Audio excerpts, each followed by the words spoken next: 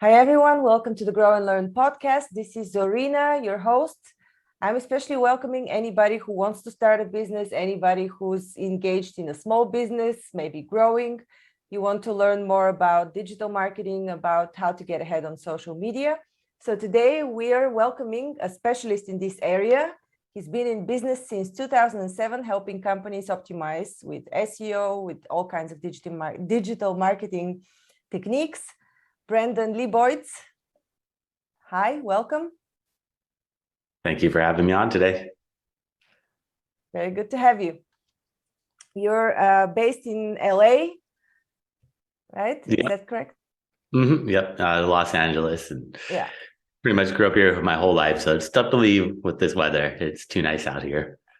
So you're in the epicenter of social media development, so to say. I mean, it's everywhere, but I suppose a lot of Hollywood actors would be using services similar to what you're offering.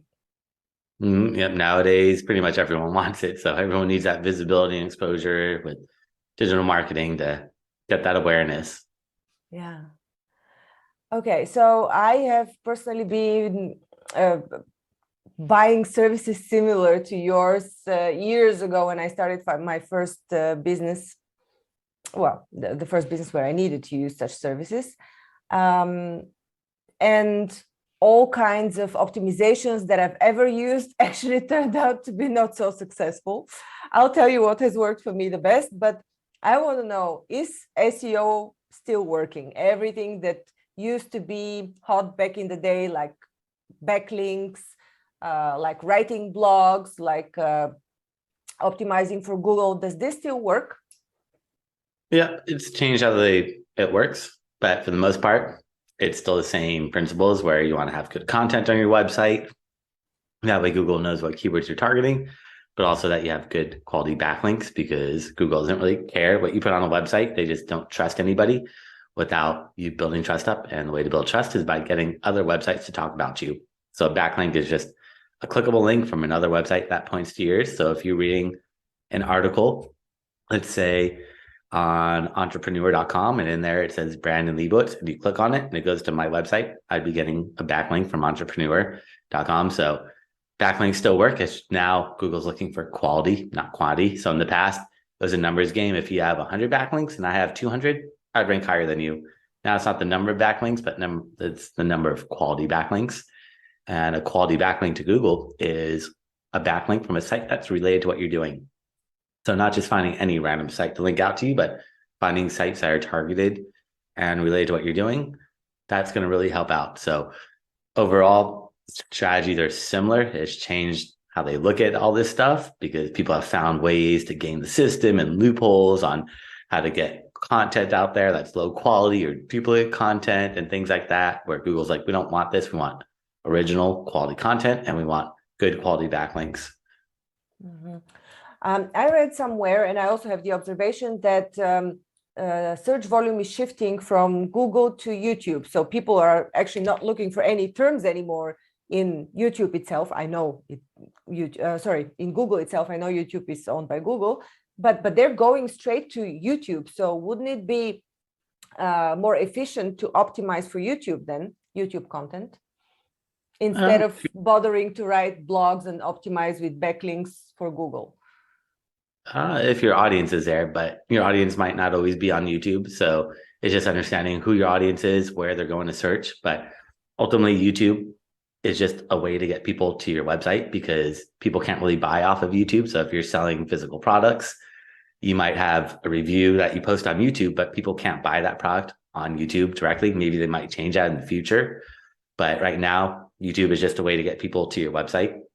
That way, once they're on your website, they can make that purchase, all that stuff. But YouTube is just another way to get traffic, just like Google's a way to get traffic to your website. And it's all about just knowing who your audience is and where are they actively looking. Are they on Google? Are they on Yelp? Are they on TripAdvisor? Are they on social media? Where are they? And you just have to take a step back and like put yourself in the user's point of view. If you're looking for your product or service, where would you go? And that's where you need to be. But YouTube is the second most popular website on the internet. Google's the most popular. YouTube and Facebook switch off all the time from the second and third most popular. But YouTube is just such a big presence. People they don't want to read long articles or blogs anymore. People's attention spans are really short. So video content is a way to capture them and get their awareness a little bit easier. But it's all about just really understanding, is my audience on YouTube? Great, be there. If not, then be where your audience is at. Are you seeing a significant shift to TikTok now, or how is it shifting the landscape on YouTube in general? Because on my channel, I'm seeing a significant pickup on shorts, and I know that it's a trend everywhere. So is it worth it to optimize YouTube videos, or will shorts do, and then you spread them to all channels because everyone's hot on shorts now? No, you definitely want to optimize your videos and create content for each platform. It's not always going to work sharing content from YouTube onto Facebook or to Twitter or to LinkedIn or to Vimeo or to TikTok. Sometimes it can, but it doesn't always work. So it's best to custom tailor each video to each platform, and definitely tap into the shorts, tap into the long form, tap into TikTok and the reels, or even Instagram, posting stories and reels and all that stuff, and just trying to test it out and see what resonates. But unfortunately, there's so many different platforms nowadays, it kind of becomes overwhelming. That's where you just got to figure out who your core audience is, what platforms they're really active on, and that's where you need to be active on. You don't need to be active everywhere. You just really need to be active on where your audience is at. Do you help your clients identify the best channel also, and the type of format they're more likely to engage with? Yeah, because I do SEO, and it doesn't always work that people aren't always searching on Google. So SEO is search engine optimization. And let's say I have a client that invented a product, nobody's searching for it on Google, then it's not really going to work. If nobody's searching, then can't really help them out on Google. Then it's like, all right, how do we get awareness? And that's where social media might come into play, that's where you could showcase a new product or new invention or something that no one's really searching for and drive that awareness. But it's really important to just figure out who your audience is and where are they, because you don't want to invest time finding out that, I spent all this time putting up my LinkedIn, and then, LinkedIn's B2B, but I'm not selling B2B, I'm selling B2C. And so it's truly trying to figure that out first. That way you don't spend too much time on channels that aren't going to get that big return on investment. I see. And so you're helping guide your clients towards the right channel as well? Or do you just tell them, consider it? No, I help them out and also give them recommendations. They're not always receptive to it, but I'll give them suggestions and say, maybe this might be a little bit better because this might be where your audience is versus this is a good platform, but it doesn't mean this is where your audience, like you might want to be on TikTok because TikTok is so popular, but if that's not where your audience is, then you don't really need to be there. I mean, it's good to have a profile and have a presence, but in terms of being active all the time, if that's not where your audience is, I wouldn't spend too much time on it. I see. Mm-hmm. Okay. And so what are the hot trends now? I mean, I'd like to also talk about AI because I'm seeing some pretty significant improvements there in terms of increasing engagement across different platforms. So what is your observation on trends and on some of the tools that have come with the development of AI? Yeah, no, ChatGPT is taking over and it's not slowing down anytime soon. And it's definitely helped with content creation, writing content for articles, blogs, social media content, website content. I mean, copywriting, all that stuff is now replaceable with ChatGPT. In the past, Google said, we don't want this. Like if you put duplicate content or content written by AI and tools like that, Google didn't really like that. But last year, or about like 6 months ago, they actually said that we don't care who writes the content, if it's written by people or AI, as long as it offers value. That's what Google really cares about. So nowadays, I mean, in the past, I would say don't use these tools, but now it's okay. But I won't just copy them verbatim because it's not 100% accurate. You still want to go in and edit them and maybe use them as like a starting point, as like an outline, a way to help you out with writing content. But I won't just copy it verbatim, not yet.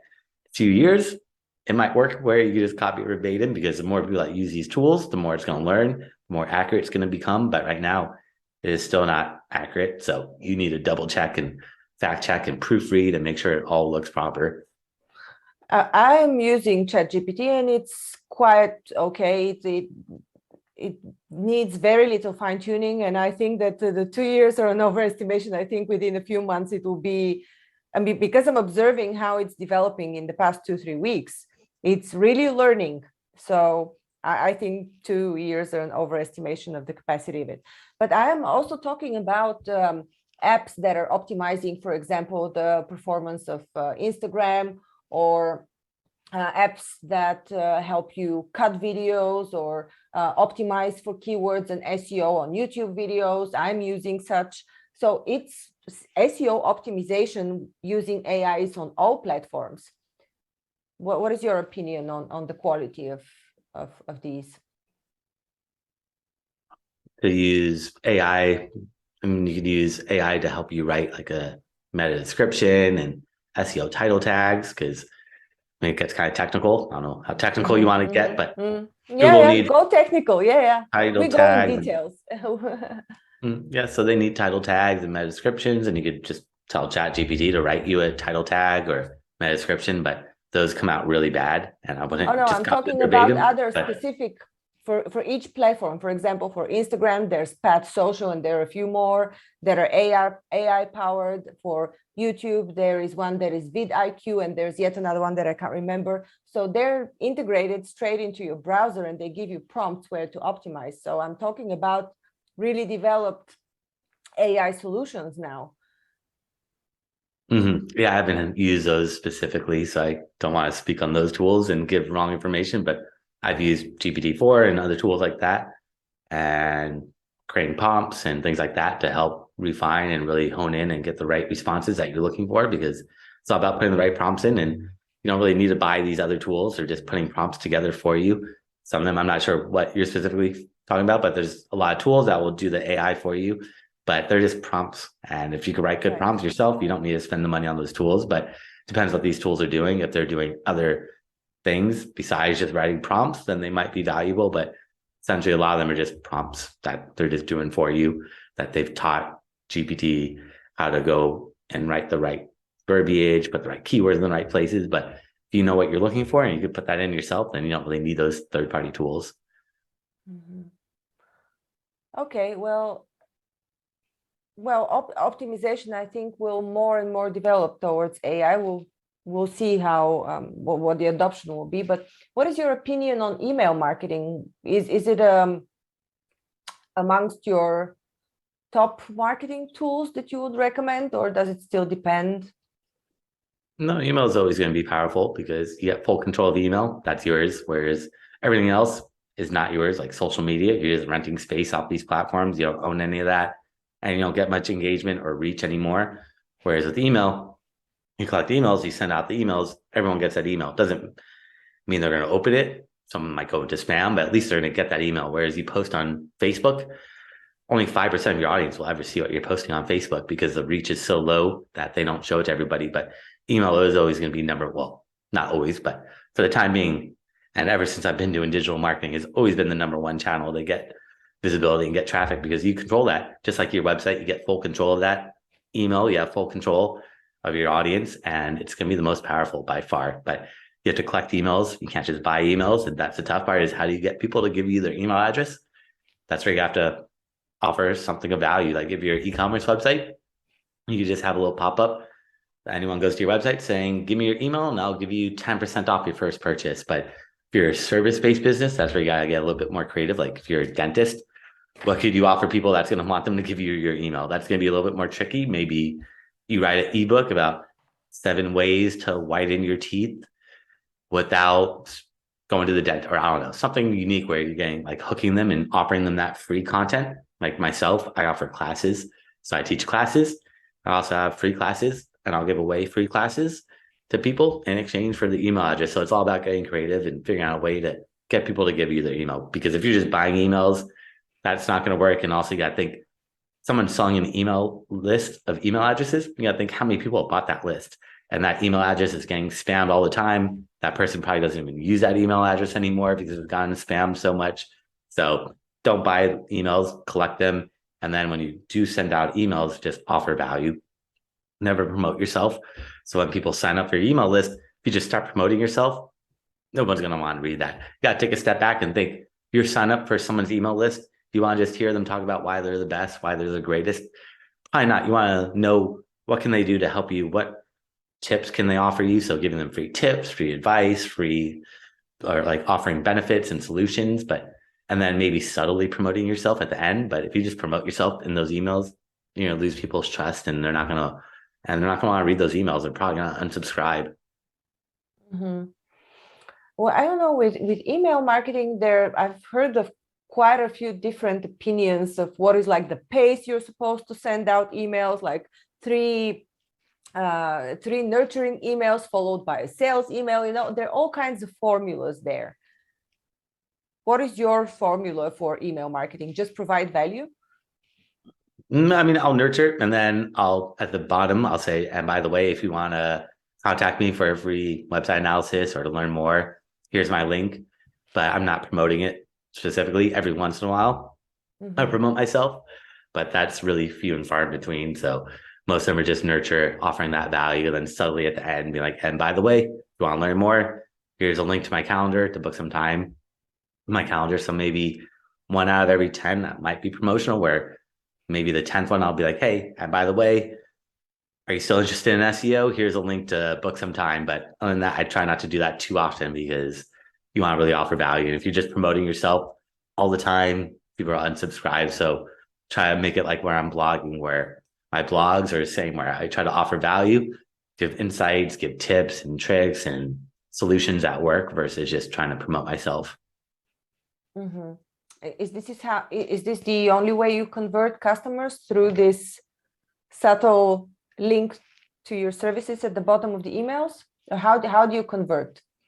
Well, that one's just, the email's just another touch point to keep myself top of mind, because they read those emails, they're probably not going to just convert right away, but it keeps me top of mind. So like, oh, I remember Brandon does SEO, and then they might see some of my ads that follow them around. So if you go on Amazon and you look at a product, you don't buy it, those ads will follow you around. It's called remarketing. Do the same thing for my website or any of my clients. I recommend that they remarket to anyone that's been to the website and did do a specific conversion action. Remarket to them, follow them around, because these are all warm leads. People have been to your website, they know who you are. Something distracted them, or whatever it may be that didn't get them to convert. Let's try to keep yourself top of mind, especially like if you're e-commerce and someone went to your shopping cart, added a product to the shopping cart, but didn't check out. Let's follow them around, because they were that close to making that purchase, but they didn't do it. Maybe we offer them a coupon code or something, a value that's just going to reinforce it and hopefully get them to convert. So just trying to keep myself top of mind, and eventually, hopefully they'll want to reach out, because you do need multiple touch points depending on what you sell. Like if you're just selling like a t-shirt, don't really need to do all that, but something high ticket over $100 or $1,000, you probably want to have those multiple touch points to get people to really trust you more. Mm-hmm. We talked about, the developments in AI and the fact that content is now accepted when it's produced by AI solely. Is there anything else that is a novelty in the digital marketing sphere? I mean, another one that Google's looking at is like user experience. So they're looking at how people behave on your website, because in the past, if you just rank for a keyword on Google, that looks good. You're going to rank for that keyword, but Google said, all right, that's not really what we want to do. We want to make sure that if you rank number one for a keyword and people click from Google and go to your website, that they stay on your website. Because if people go to your website and then leave immediately, that tells Google maybe you aren't the most relevant, that something's off. So that's a big signal now, is user experience and making sure that people go from Google and stay on your website. They don't just leave. Otherwise, Google just thinks something might be off and wrong. And there's so many little things. I mean, Google doesn't really tell you what they do, because they keep it top secret. They don't really want you to know what's going on in their algorithm. Every once in a while, they announce what they're doing, but most of the time they really keep it top secret, because they ultimately want you to get frustrated and spend money on paid ads, because that's really how they make all their money. And SEO is just there because if Google was just full of ads, nobody's going to want to use Google. So they have to have that balance of organic, the SEO, and the paid ads. Mm-hmm. So how do you figure out the algorithms? Do you reverse engineer every time there's a change? That would be tough, because it changes every single day. There's a change. Oh, wow. They're usually tiny changes that aren't that big of an impact. every few months, they'll have big updates. And that's where I try to figure out what's going on, what's Google looking at now, talking to other webmasters, other people that do SEO, reading up in different blogs and forums, or looking at Facebook groups, listening to podcasts, or whatever I could do to learn and try to reverse engineer. But sometimes they'll tell you what they're looking for. Like every once in a while, they'll tell you, like in 2013, they said, if your website's not mobile friendly, we're not going to show you on mobile devices, which is kind of apparent, like makes sense. If you're searching on your cell phone and you click on a website and it's really hard to read, you have to zoom in, not a good user experience. So Google says mobile friendly websites going to get preferential treatment on mobile devices. They said a while ago, if your website loads slowly, then they might potentially penalize you. They want fast loading websites, but other than that, they don't really tell you much about what's going on. So it's just kind of becoming a detective and trying to figure out what's going on, what's Google thinking about nowadays, what's the future of SEO, and how do I make Google happy? Mm-hmm. Let's talk about Facebook then. So you said that 5% only of all posts are being shown. What is the effectiveness of their ads? Because in my experience with ads, I've actually completely given up on Facebook ads, because for me, this has never worked, even when professionally done. So what is your experience on Facebook ads? The ads work just knowing who your audience is. So you have to understand Facebook is going to be cheaper than Google because you're getting lower quality content or lower quality traffic. Someone searching on Google, they're looking right now for your product or service. Whereas social, you put in all these parameters saying this is my age group, my demographic, this is the interest that they have, this is who I want to target, but that doesn't mean they want to use your product or service. They might want to use it in the future. They might want to use it in the past, but it doesn't mean they want to use it now. Yeah. So Google, they're searching, they have that intent. Social, it works, but it's just different. Social is better for like awareness. So driving awareness for, like, let's say you have a new product or service that nobody's searching for on Google. Can't really do SEO if nobody's searching for it. So social is a way to drive that awareness and get people to find out about stuff like that. But in terms of getting new leads, it doesn't always work. Like myself, I do SEO. Not many people are going to go on Facebook looking for an SEO company. Some people do, but most people aren't really going on social looking for dentists, lawyers, service-based businesses. So it doesn't really work too well, but it does work to keep myself top of mind. So someone goes to my website, they don't fill out the form, they don't contact me, then I'll remarket to them. I'll follow them around on Google. I'll follow them around on social. I'll follow them around pretty much everywhere because I want to keep myself top of mind. Doesn't matter where you are, I want to keep myself top of mind. So remarketing, definitely I would do on social media, but the cold outreach, I'd probably say Google's going to be worth spending the extra money because you're getting that intent, that buyer intent behind it, which is a little different than social. Mm-hmm. And on Google, when I'm looking for something, at least it was like that maybe a few weeks ago, because I paid attention maybe months ago, that always on top there YouTube videos. I think they changed this, so now it's links, but at some point it was mostly YouTube videos showing as top search results for Google. So isn't it then better to focus all efforts on developing a YouTube channel and on YouTube content? Not really, not necessarily. Well, Google owns YouTube, so they're going to promote it. So when you search on Google, there's websites that appear. There's 10 websites. Nowadays, though, it's not just websites that appear in the organic listings. There's images, there's videos, there's maps, but all that is random. Sometimes it appears, sometimes it doesn't. It doesn't always appear. The 10 websites will always appear. There will always be 10 websites. If you're a local business, like if you're searching for like a dentist or a restaurant, then the maps will appear. Sometimes the videos will appear. Sometimes the images will appear, but it's kind of hit or miss. You never know when Google's going to show them or when they're not going to show them. But best practice is optimize all your images because you want to make sure those images show up. So the way to optimize your images is the file name. Before you upload an image to your website, you want to name that image with descriptive words. You don't want to just name it image001.jpg. You want to name it with descriptive words. And when you upload it to your website, each platform is going to ask for different things like title, description, caption, but they're going to ask for an alt tag or alternative text. That's where you also want to put those keywords or describe what that image is about. With the videos, when you search on Google and you see videos, Google owns YouTube, and Google only cares about making money. So when you search on Google, if you see a video, the majority of the time it's going to be YouTube, because Google doesn't want to promote Facebook or Vimeo. They want to promote YouTube, because let's say you search on Google and you don't click on an ad at the top, Google doesn't make any money. They're not going to be happy about that. But if you search on Google and there's a video in there, and it's a YouTube video, and you click on it, the first thing that appears anytime you watch a YouTube video, there's always an advertisement. So YouTube is making money, which is really Google making money. And they're going to promote that as much as they can, but it doesn't always guarantee that YouTube is going to be shown in the search results.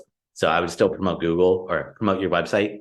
And if you have videos, I'd optimize those for YouTube and all the platforms, but really push YouTube as much as possible, just because Google is going to promote YouTube as much as they can. They're not going to promote Facebook or Instagram videos. Sometimes they'll appear there, but majority of the time it's always going to be a YouTube. And having that presence there is just another way to get more real estate, more exposure, and people also buy off people. So YouTube is a great way to put a face behind the company, build that trust up, and let people know that you're a real business, or that you're a person as well behind the business that's going to help out, that you care about them, and that you're there to offer solutions. Mm-hmm. How long does it take to optimize a website for SEO? I have now speak about my experience again. I have done this for 3 websites, and the last one was for my business Heal and Learn. And I worked with a company for more than a year, and they did manage to pick up my website from the, I don't know, 400th place or whatever. I think I was on the 8th page. So at some point they brought it forward, but it was not like it was a significant improvement where I would show up in the first 2 pages. So, I mean, I guess it also depends on the kind of business, but how long does it take for you to optimize using SEO and see positive results? That one varies depending on how much SEO has been done to your website versus the competitors, because it's not one size fits all. It's not just saying, it's going to take 6 months, because every website is different. And we need to look at how much SEO has been done to your website versus the competitors, and what's the disconnect. And that kind of lets me know how long it's going to take. If you're a brand new website, then it's definitely going to take at least 6 or more months, because Google just doesn't trust anybody, and you can't just build that trust up. It takes time to build that trust up. Trust really comes from backlinks. The more backlinks you have from trustworthy, relevant, authoritative sites, the faster Google's going to trust you and rank you. So that's the biggest part, is the backlinks take time to build. And also, once you build backlinks, Google might not find that backlink for a couple of days, a couple of weeks, a couple of months. They might never find that backlink, which is also a part that takes time. Is you can build all these backlinks, but that doesn't mean Google could find them, because Google tries to find all the pages on the internet, but they can't find every website. And sometimes it takes them a lot longer to find those backlinks, or they might never find that backlink, and it's not going to help out with those rankings. So it is a more long-term play. SEO does take a lot of time, and it really just comes down to who your competitors are, how much SEO have they done versus you. And the more competition you have, the more time it's going to take. The less competition, the more niche you get.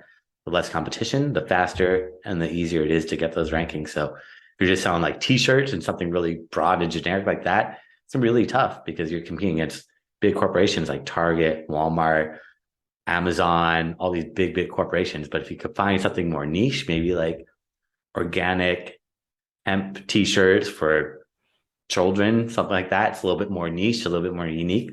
Less competition means it'll be a little bit easier to break through and get into that market and get you those rankings. Mm-hmm. I see. Okay. And how about these smaller platforms, of video platforms, or also podcast platforms? Do you recommend focusing on any of these, or do they not really matter? I mean, if your audience is on them, then I would definitely be on them. So maybe there's some video platform out there that your audience is specifically on. I would definitely jump on it, even if it's a small, tiny platform. If that's where your audience is at, you need to be there. So, but I would definitely try to be as many places as possible, because you never know who your audience is, where they're going to be. And I would just try to kind of throw everything against the wall and see what works. Look at analytics and other tools to see, where am I getting my traffic? Maybe Vimeo is going to bring you more traffic than YouTube, which I doubt it, but you never know. Every website, every business is different, and you never know until you test. So it's all about trial and error, test it out, see what works, push more time and money into what's working, pull money away from what's not working, and just try it all. But I would try them all out, or at least the bigger ones, and see in analytics using tools like that, see how much traffic are you getting. You can see conversions, you can see sales, and you might be surprised that some of these smaller platforms might bring in more sales and more leads than some of the bigger ones, but you never know until you test. Yeah. And would you say that advertising is a must? Because as you can advertise, I mean, you can optimize all you want, but if a part of the algorithm of Google is to also have advertising spent and you don't, so my question is, does advertising represent a significant portion of the optimization efforts? I mean, Google said that running paid ads is not going to help out SEO because there'd be a big conflict of interest. So you don't need to be running paid ads to help your SEO. I mean, Google will get in a lot of trouble. I doubt they're doing anything that would jeopardize their credibility to do that, because then people will be like, oh, you're just paying to get up there. So SEO isn't going to help out. I mean, paid ads isn't going to help out with SEO, but doing SEO will help out your paid ads. So if you optimize your website and have a SEO optimized website, then Google said your paid ads will actually be cheaper. So if you're running paid ads on Google and it might cost $1 for every click to your website, but if you optimize your website and really have really good SEO on your website, Google said instead of $1, they might charge you 98 cents per click. So you're going to save a little bit of money off those clicks, which in the long term will add up. But other than that, that's the only benefit of SEO. Will help make your ads a little bit cheaper, but running paid ads isn't going to help out with SEO. So where can people find you, Brandon, if they need SEO optimization and if they need to figure out what the best channel is for them to use? So I actually created a special gift for everybody. If they go to my website at SEOoptimizers.com, that's SEOoptimizers.com/gift. And they can find that there along with my contact information and a bunch of classes I've done over the years. I've done up for free. So they can see step-by-step how to do a lot of the stuff that we talked about. And also if they want a website analysis, I'm happy to check out their website from an SEO point of view for free, and they could book some time on my calendar there as well. Wonderful. Thank you so much for your generosity in giving out this information. It was a pleasure. I appreciate you enlightening us in these details. It's also important for me. Thank you so much. Thanks for having me on. Thank you for listening to Grow and Learn. We hope that you found our podcast informative, engaging, and inspiring. Our mission is to help you keep growing and learning, and we hope that our conversations and insights have provided you with practical advice and useful perspectives. If you're looking for personalized support and guidance to help you achieve your personal or professional growth objectives, I offer a range of services to help. As a trusted management partner and mentor, I work with businesses in the process of transformation, looking for new streams of business, as well as M&A. With an extensive professional network of experts and mentors, I can bring on board the right person or team based on the specific needs of the company I'm working with. To learn more about the services I offer and how I can help you achieve your goals, visit my website at grownlearn.org. You can also reach out to me via email or social media. I'd love to hear from you. And if you enjoyed this episode of Grow and Learn, please subscribe to our podcast and leave us a review. Your feedback is important to us, and it helps us to continue to create content that is relevant and valuable to our listeners. Thanks again for listening, and we look forward to sharing more insights and perspectives with you in the future.